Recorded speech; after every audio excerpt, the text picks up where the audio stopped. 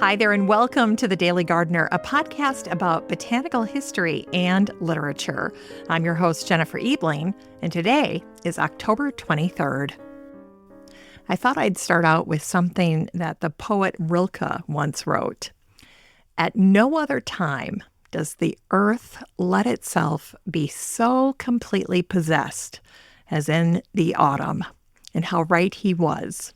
This morning, as the first frost silvered my garden, I found myself thinking about how October gardens speak to us in whispers rather than shouts. The dahlias bow heavy heads, heavy with both blooms and the knowledge that their time is drawing to a close.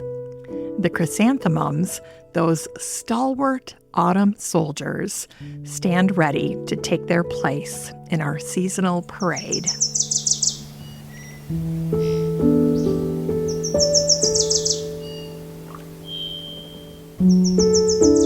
So tell me, friend, have you noticed how different the morning light is now? How it slides sideways through the garden, creating long shadows that transform even the most humble of herbs into architecture. Now, the Greeks had a word for this particular autumn light. They called it chrysophos, meaning golden light. They believed it was during this time of year that Persephone began her annual descent to the underworld, taking summer's warmth with her.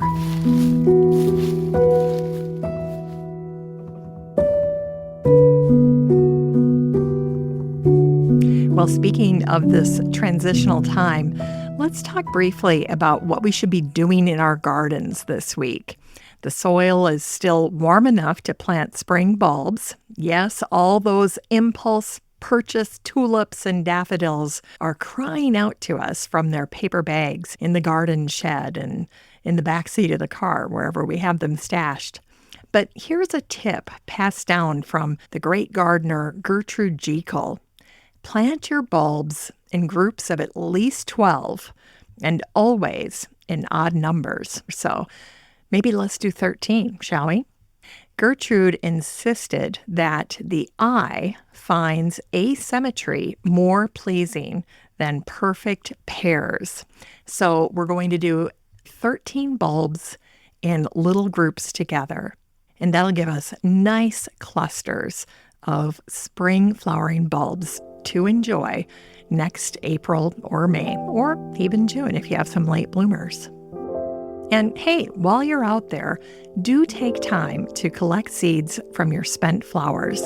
I particularly focus on gathering from expensive herbaceous perennials, but I also look at things like my Egyptian walking onion. Maybe I want to place them in a different spot. I'll grab some of the seed heads.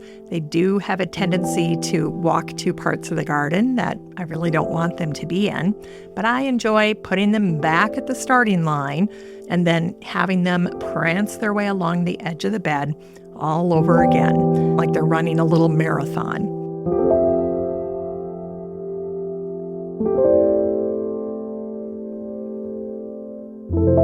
Now, if you are storing seeds of any kind, make sure to grab some paper envelopes, never plastic. Don't put your seeds in plastic bags.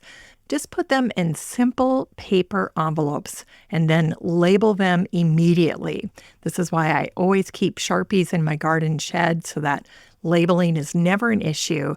And the reason we do this is because by spring, believe it or not, you won't remember which seeds came from which plant, no matter how certain you are that you're going to remember. It inevitably happens. There's just so much that we experience and problems to solve throughout the winter. And by the time spring comes, our brains are mush and we can't remember. We have a hard enough time recalling the names of plants, let alone what seeds are in this particular unlabeled envelope.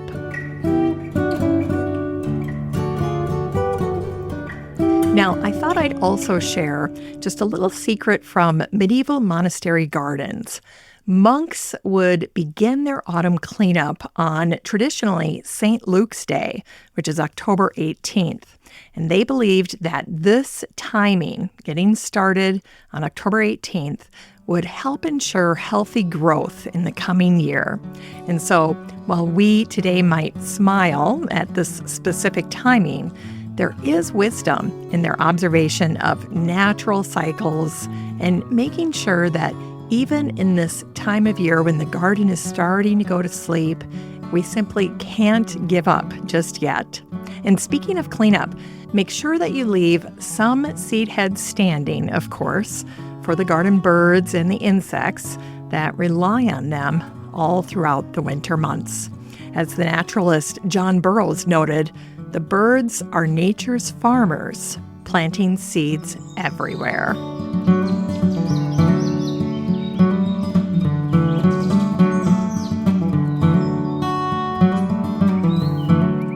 Well, before we dive into today's fascinating botanical history, let me share one more October task. It's time to plant your garlic. And there's something rather magical about tucking those cloves into the earth just as the rest of the garden is preparing for sleep. Garlic is a wonderful thing to plant on the edges of your beds. It's a great way to use that real estate, and then it makes your garlic really easy to access because it's right there in the front of the bed. All right, it's time for today's botanical history.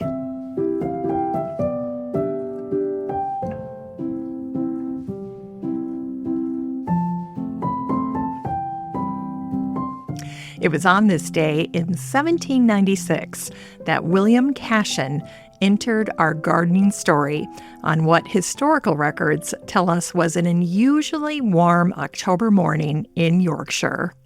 Now, my dear garden friends, while most accounts paint him simply as a seedsman and a botanist, the true richness of Casson's story lies in how he transformed both land and community during Britain's tumultuous Industrial Revolution.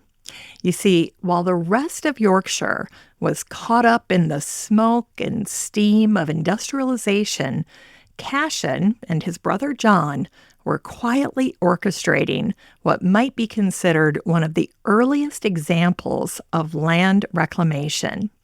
They took what locals dismissed as unproductive moor, imagine, if you will, a landscape of soggy and stubborn heather, and they transformed it into what would become one of the most innovative nurseries of the 19th century. But here's what I find utterly fascinating. Casson's work with rhododendrons essentially wrote the book on acid-loving plant cultivation in alkaline soils. Are you struggling with rhododendrons in your own garden? Well, you're following in Casson's footsteps. Casson discovered that creating raised beds with a mixture of leaf mold, pine needles, and what he called bog earth could transform an inhospitable environment into a rhododendron paradise. Speaking of which, dear listeners, October is the perfect time to check your soil's pH levels. Don't wait till spring. Spring is so busy. Now is the perfect time. Your rhododendrons, like Casson's, prefer a soil pH level between 4.5 and 6. So if the leaves of your rhododendrons are yellowing between green veins, you're likely dealing with chlorosis from alkaline soil, something that Casson documented extensively in his nursery journals. But what makes Casson's story truly remarkable was his understanding that a garden's influence extends beyond its borders. Even after losing an eye and suffering a hip injury that would have sent lesser gardeners into retirement, he maintained both his nursery and his community service. And that reminds me of what Ralph Waldo Emerson, writing during the same period, observed. He wrote, The earth laughs in flowers. Casson understood this profound truth, that beauty could flourish in the most unexpected places, whether in a reclaimed moor or in the hearts of workhouse residents. Casson's approach to both plants and people was remarkably similar: patient, persistent, and deeply attentive to individual needs. In his nursery journals, recently discovered in the Yorkshire Archives, Casson wrote, "Every plant, like every soul, requires its own particular care."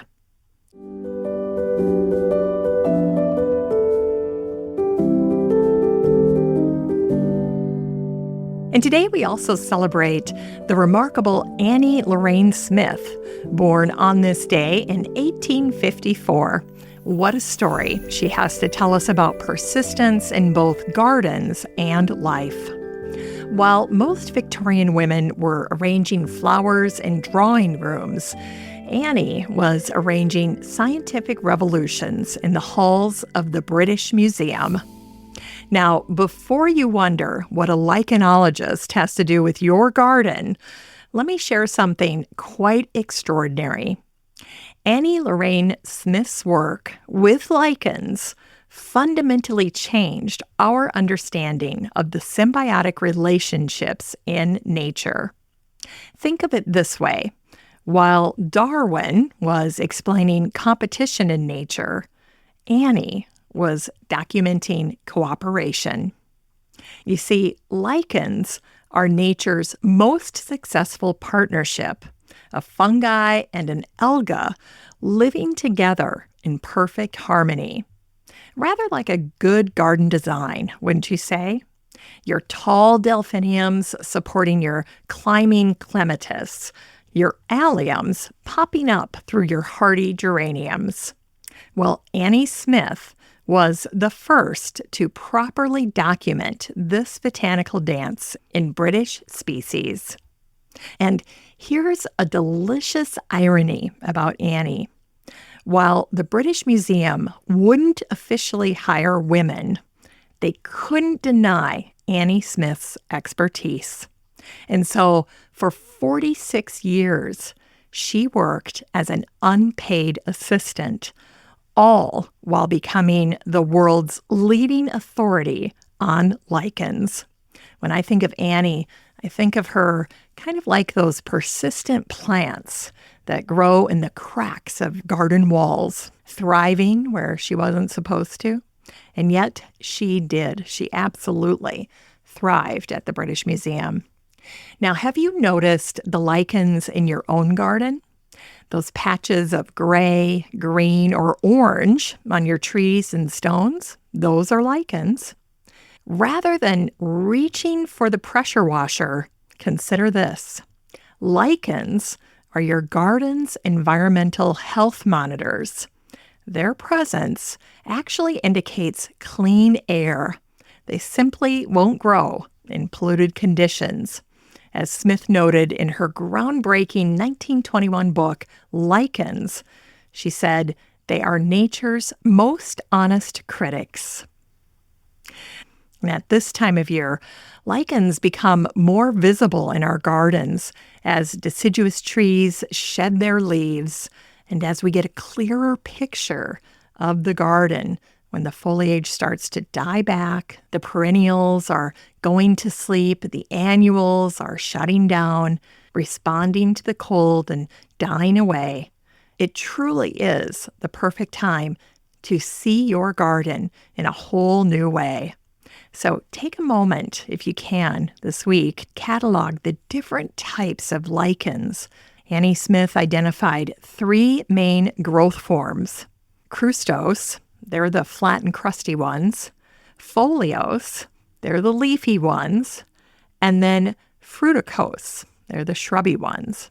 So, for instance, if you're creating a Japanese-inspired garden, these natural patinas are actually highly prized. So in Japanese gardens, you'll see all kinds of lichens. The Japanese concept of wabi-sabi, finding beauty in age and imperfection, is perfectly aligned with what Smith spent her life studying: lichens. Now, by 1931, the scientific establishment could no longer ignore Annie Lorrain Smith's contributions. She received a Civil List pension and an OBE, though I rather think she cared more about the fact that her book had become the standard text for studying lichens. As she wrote in her personal papers, recognition is fleeting, knowledge endures. Well, for those of you planning new garden features, consider what Smith's research tells us about successful planting combinations, perfect partnerships. Think about creating plant communities rather than just plant collections. Combine your plants. Make sure that they support each other in ways that are helpful to each of them. For instance, tall grasses protecting shade-loving ferns, nitrogen-fixing lupins enriching the soil for their neighbors. And here's something fascinating. Smith discovered that some lichens could break down rock, creating the first bits of soil that other plants could then colonize. So next time you see lichens, remember, you're witnessing the very beginning of soil creation, the foundation of all gardening. One can't help but wonder what Annie Lorrain Smith would make of our modern gardens. Would she approve of our obsession with sterility and power washing? Or would she, as I suspect, encourage us to look more closely at these overlooked organisms that have so much to teach us about cooperation and resilience? Something to think about.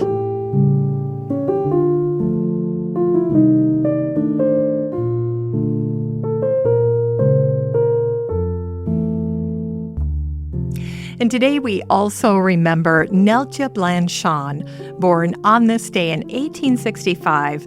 And oh, friends, if Annie Lorrain Smith taught us to see the microscopic world of lichens, then Blanchan taught an entire generation to see the drama unfolding in their own backyards.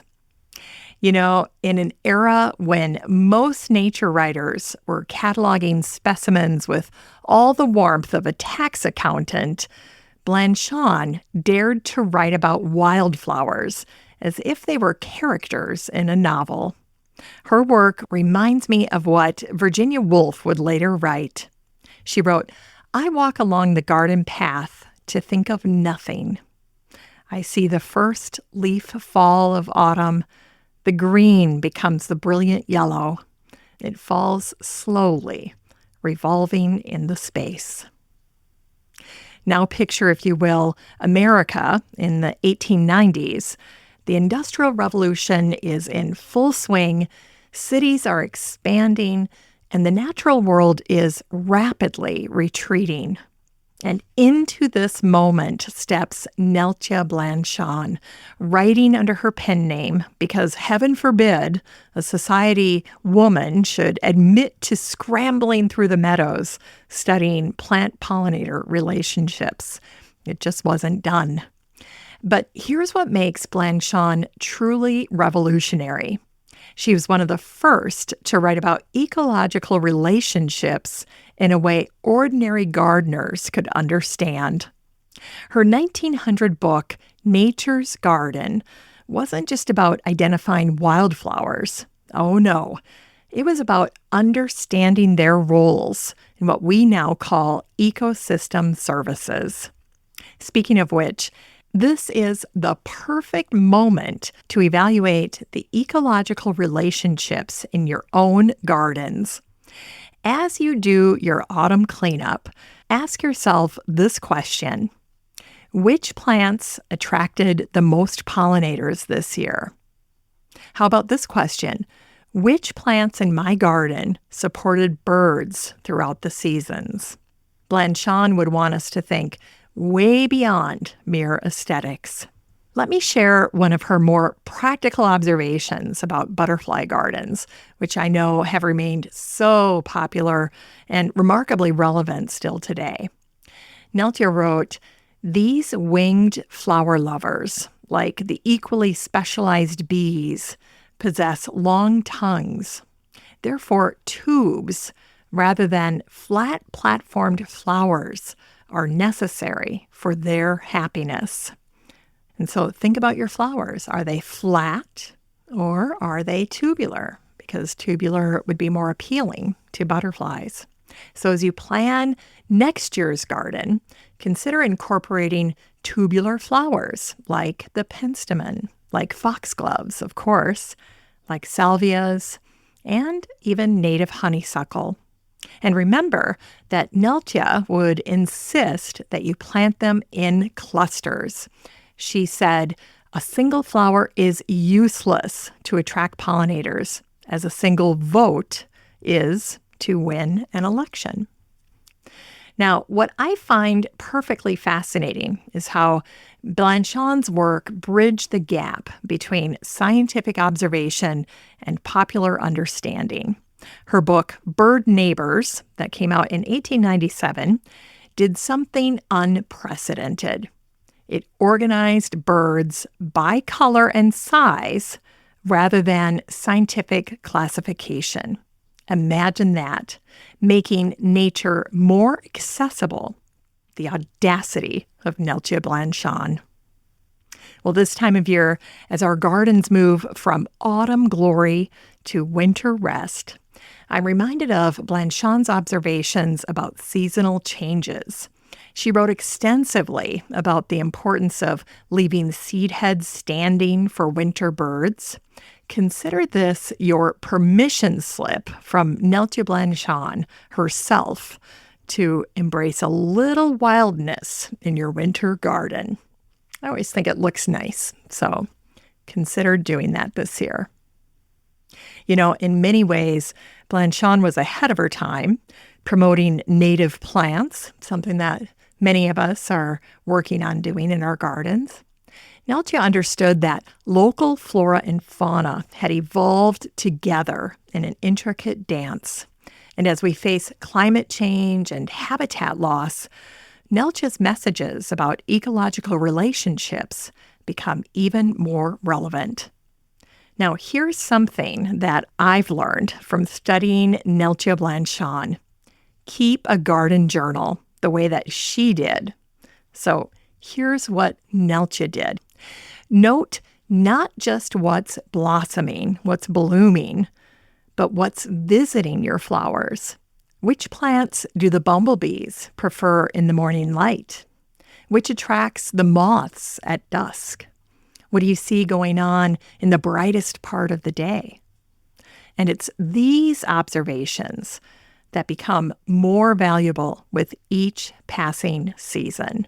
So consider incorporating those observations into your journal next year. Neltje once wrote, "Every flower in the garden is a soul blossoming in nature." Isn't that a lovely thought to carry with us as we tend our plots? That each plant we nurture is not just growing, but blossoming into its full potential, playing its unique role in the grand tapestry of nature.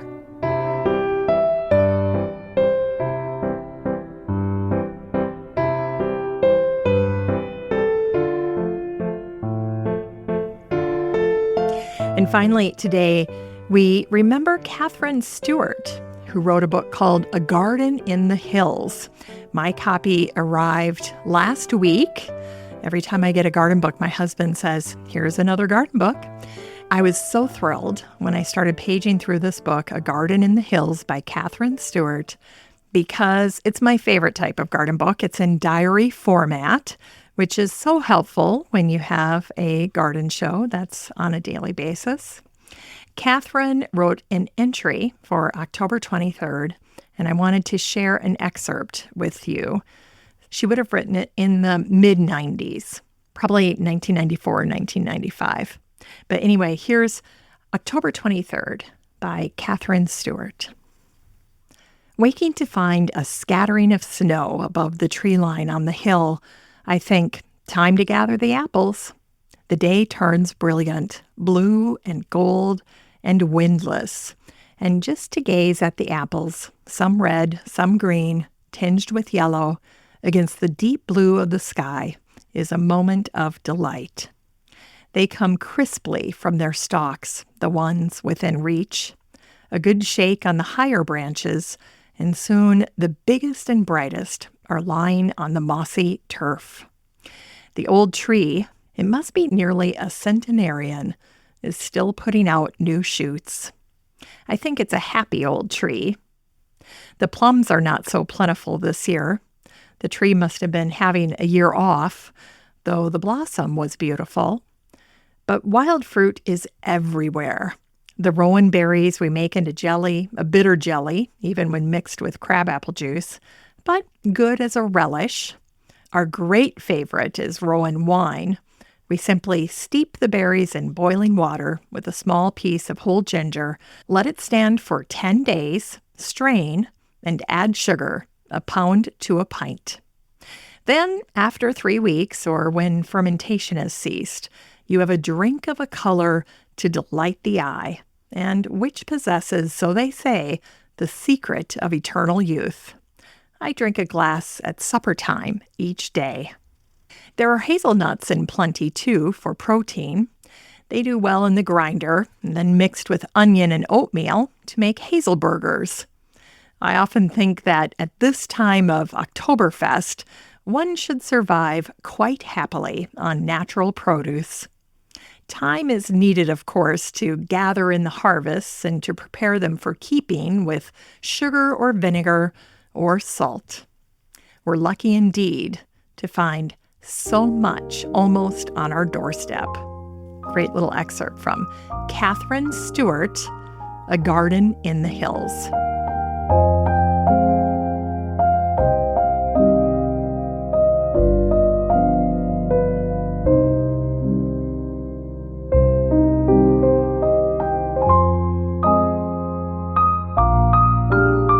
All right, it's time to grow that garden library with today's book, Life in the Garden by the incomparable Bunny Williams. You know, darlings, there are garden books that tell you what to plant, and then there are garden books that teach you how to see. And this volume firmly belongs in the latter category. Rather like finding an experienced gardener's private journal, Bunny Williams' book is both a memoir and a master class in garden design. Now, what fascinates me about Williams' approach is how she draws on the principles of classical Italian garden design, those same principles that inspired Edith Wharton's Italian villas and their gardens, while creating spaces that feel intimately personal rather than formally intimidating. Bunny has developed the art of balancing that. So let me share this particularly delicious passage from Bunny's book that I thought you'd find enjoyable. Here's what Bunny wrote about creating a garden, and she starts out with this fantastic quote by Ralph Waldo Emerson that I thought you would enjoy because it really will resonate with any of you that just feel this undeniable pull to go into the garden. Here's what Ralph wrote. A garden is like those pernicious machineries which catch a man's coat skirt or his hand and draw in his arm, his leg, and his whole body to irresistible destruction. Bunny writes, after college, I wanted more than anything to move to New York City to pursue a career in interior design, a dream that I had in the back of my mind since I was a teenager. Living in the city was exciting and stimulating for the first few years, but when I married in my late 20s, I longed for a small space in the country because I missed the open space and the feeling of being part of nature. We were very lucky to be able to rent an 18th century farmhouse on a big piece of property in Massachusetts, just over the Connecticut border, where I planted vegetables and created my first cutting garden. We lived there for several years, but as I became more serious about gardening, I realized that I should do it on property we owned, and thus began the hunt for a permanent home. And then later she writes, as a fledgling interior designer, I arrogantly thought that designing a garden for myself would be easy. I had to take a step back and become a student again. And although I made many mistakes over the years, the process was never dull. One thing I learned is that it's just as well that I didn't have a clear plan at the outset, because nature had a plan of its own.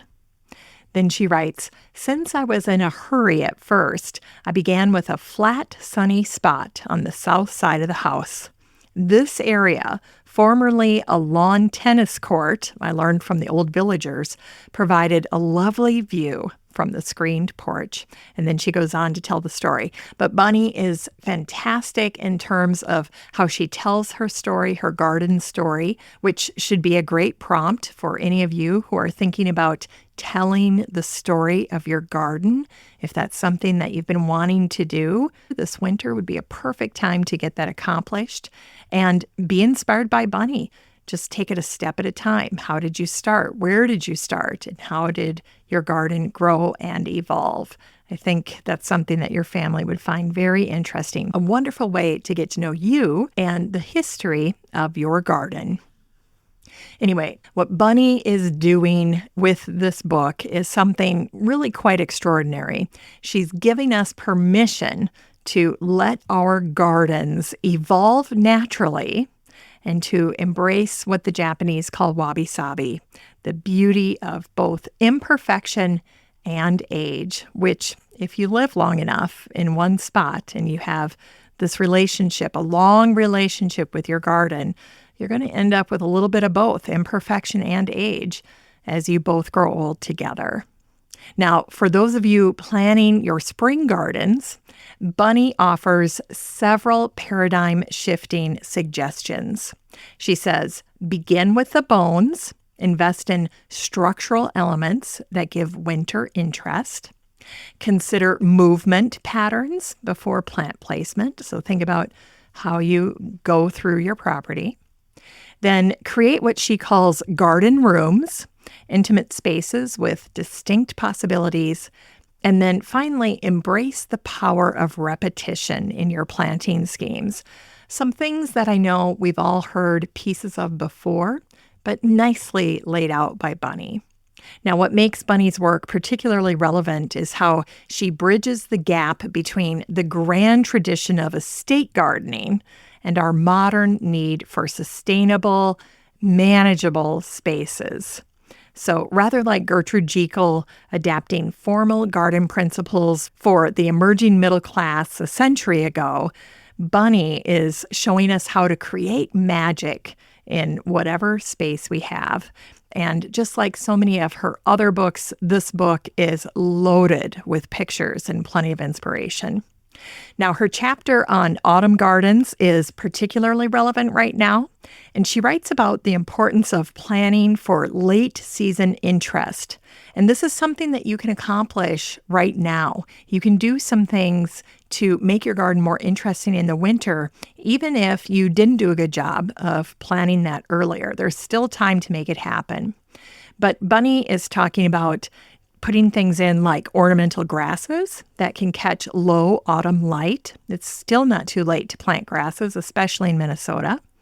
And then late blooming salvias provide pollinator support, and you get some great height with those as well. That's probably too late to plant in a Minnesota garden, but you never know. It's supposed to be unseasonably warm for the rest of the month, so you might have a week or two to get those in. And then plants like structural evergreens and certain types of berry-bearing shrubs offer not only the beautiful visual interest, but also food for the birds. Now, what I find most compelling about Bunny's book is her insistence that a garden should reflect its keeper's soul. She writes, "Your garden should make you happy when you look out the window, not anxious about maintenance." Isn't that liberating? For those of you that are going to be implementing some of Bunny's ideas, she suggests starting with what she calls a borrowed view exercise. So this is something any of us can try at home. So here's how you would do it. Take time this week while your garden is shifting into autumn, and then just sit in each room of your house and take a note of what you see through each window. Because these views, according to Bunny, are as much a part of your garden design as the beds themselves. I went to my husband's uncle's funeral recently, and we had a lovely drive through the countryside down to St. Peter, Minnesota. And as we were doing so, I passed the most magnificent garden, and it was down by the road. I thought, oh my gosh, what a gorgeous garden. And I was thinking about it because it was at the bottom of this great hill. The house is way up on the top of this hill. And I was thinking, oh, I know why they did this. They did it because of, being able to leverage gravity and the way the water would flow to the garden, hopefully make it easier to keep it hydrated and just maybe a little less maintenance. But my other thought was, oh, what a shame. It's so far from the house. What a bummer. Maybe not so bad going down the hill, but definitely a bummer going back up the hill. What Bunny would say, she would be saying something like, hey, you can't even see this lovely garden. Maybe you could put some things up near the house, like an herb garden or something where you don't have to trek so far. Anyway, just little things like that. That is what Bunny is reminding us to think about what you see out your windows, and can you even see it? In some cases, you can't. But the most satisfying gardens are those that develop over time. And this is exactly what Bunny is talking about in her book. She's encouraging us to not only experience how the garden changes, but to document our garden's evolution through photographs and journals. And this is something that can feel particularly poignant when you look back. That's also a wonderful thing to see in Bunny's book. All of the beautiful images. And so anyway, I hope that you get a chance to check out Bunny's book. It's a big one and it's beautiful. The cover is gorgeous. She's got some allium seed heads, purple seed heads in a basket. That's the cover of the book. It's absolutely stunning. I love it. I love the purple. I love everything about it. Just like any Bunny Williams book, this cover can stand toe to toe with any of them. It is beautiful. And it is 408 pages of all Bunny Williams' life in the garden. You can get a copy of Bunny Williams' Life in the Garden by Bunny Williams and support the show using the Amazon link in today's show notes for around $28. And it would make a great Christmas present as well.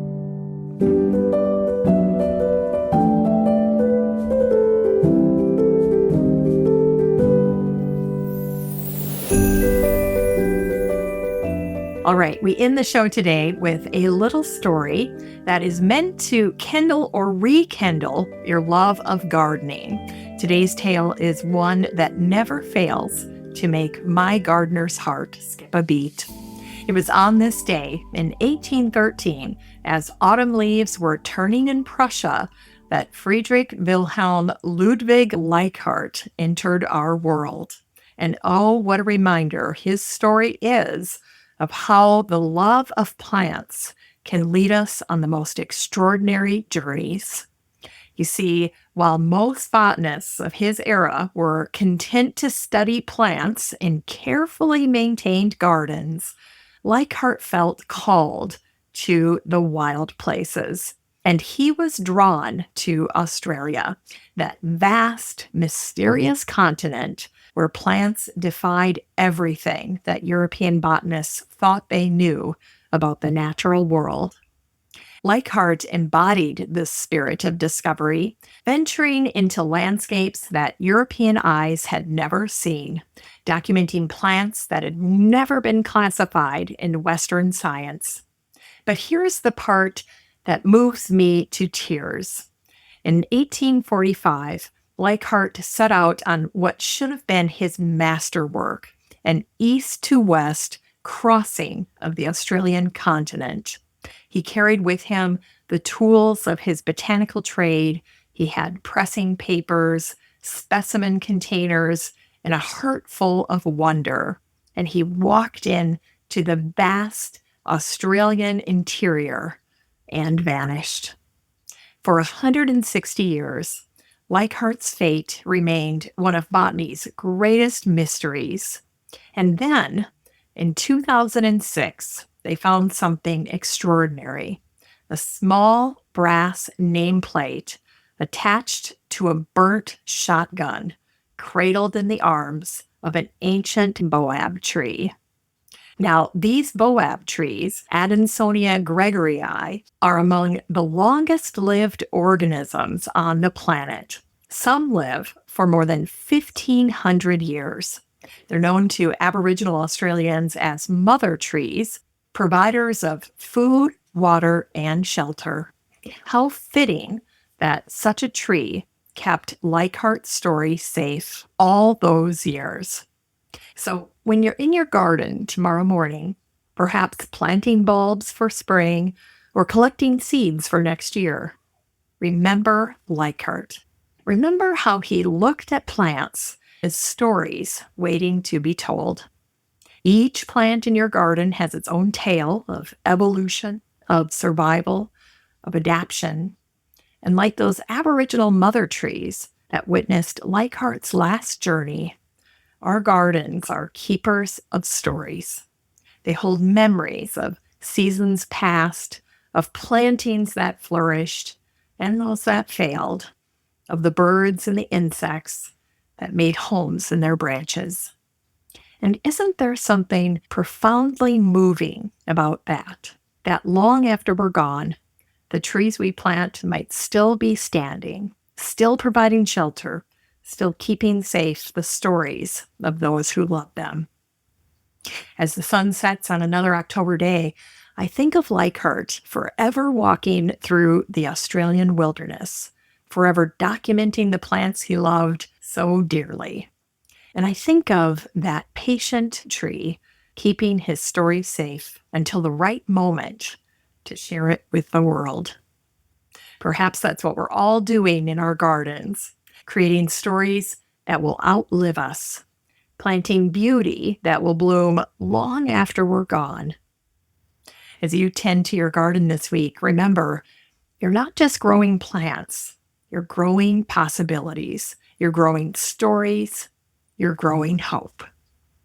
Well, that's it for today's show. Thank you so much for listening to The Daily Gardener. I'm glad that you're back. I'm glad that I am back. It is good to be back. Oh, and remember, for a happy, healthy life, garden every day.